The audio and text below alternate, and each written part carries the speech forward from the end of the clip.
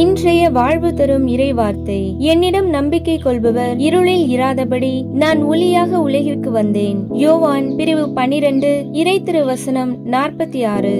யார் ஆண்டவரிடம் நம்பிக்கை கொள்ள முடியும் என்ற கேள்விக்கு திருவிவிலியத்தில் மிக அழகான வசனம் ஒன்று உள்ளது. திருப்பாடல் 9:10 இவ்வாறு சொல்கிறது: உமது பெயரை அறிந்தோர் உம்மில் நம்பிக்கை கொள்வர். ஆம், யாரெல்லாம் ஆண்டவரின் திருப்பெயரை அறிந்து வைத்திருக்கிறார்களோ, ஆண்டவர் யாரிடம் தம்மை வெளிப்படுத்தி தம்மை அறிய செய்திருக்கிறாரோ அவர்களே நம்பிக்கையாளர்கள் என அழைக்கப்படுகிறார்கள். அவரிடம் நம்பிக்கை கொள்ளும் எவருமே பாவம் என்னும் இருளில் சிக்கி தவிக்காதபடி அவர்களை ஒளியின் பாதையில் நடத்துவது நம் ஆண்டவராகிய இயேசு கிறிஸ்துவின் விருப்பம். முதலில் நாம் சிந்தித்து பார்ப்போம். ஆண்டவரின் மாட்சிமை மிக்க திருப்பெயரை நான் அறிந்துள்ளேனா? திருப்பாடல் 32:10 இவ்வாறு சொல்கிறது: ஆண்டவரில் நம்பிக்கை கொள்வோரை அவரது பேரன்பு சூழ்ந்து நிற்கும். நம்மையே நாம் கேட்டு பார்ப்போம். கிறிஸ்துவினுடைய பேரன்பை நான் உணர்ந்துள்ளேனா?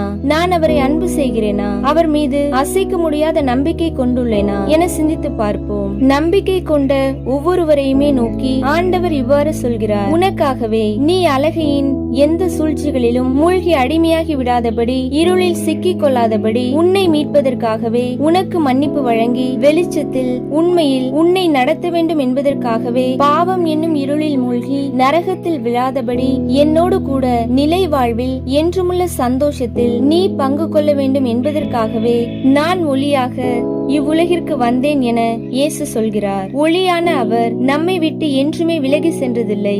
நம் ஆண்டவர் இயேசு கிறிஸ்து ஏதோ ஒரு காலகட்டத்திற்கு மட்டும் ஒளியை கொடுத்துவிட்டு சென்றுவிட்ட கடவுள் அல்ல. மாறாக நற்கருணை வடிவில் நம்முள் வாழ்பவராய், திருவிவிலியத்தில் வார்த்தையின் வடிவில் நம் பாதைக்கு விளக்காய், குணமளிக்கும் மருத்துவராய், ஏன் நம் ஒவ்வொருவரிலுமே கூட பரிசுத்த ஆவியாய் நம்மை என்றும் உண்மையை நோக்கி வழி நடத்துபவராய், நம் கூடவே ஒளி தந்து கொண்டே இருக்கும் பேரன்புள்ள ஒரே கடவுளாய் இருக்கிறார். என் காலடிக்கு உம் வாக்கே விளக்கு, என் பாதைக்கு ஒளியும் அதுவே என்ற வசனத்திற்கேற்ப வார்த்தையும் அவரே, ஒளியும் அவரே. இயேசு கிறிஸ்து வார்த்தையாய் இருந்து நம் வாழ்வுக்கு ஒளி கொடுக்கிறார். முதலில் நாம் திருவிவிலியத்தை தினமும் எடுத்து வாசிக்க வேண்டும். அப்போதுதான் நம் ஆண்டவர் இயேசு கிறிஸ்து நம்முடன் வார்த்தை வடிவில் பேச தொடங்குவார். நம் தவறுகளை சுட்டிக்காட்டி நம்மை திருத்தி நம்மை ஒளியின் பாதையில் நடத்தி செல்வார். இறை வார்த்தையே நம்மை தீர்ப்பிடக்கூடியது. இறை வார்த்தையே நம்மை திருத்தக்கூடியது. அதே வார்த்தையே நமக்கு ஒளி கொடுத்து நம்மை உண்மையில், அன்பில், நீதியில் நடத்தி செல்லக்கூடியது.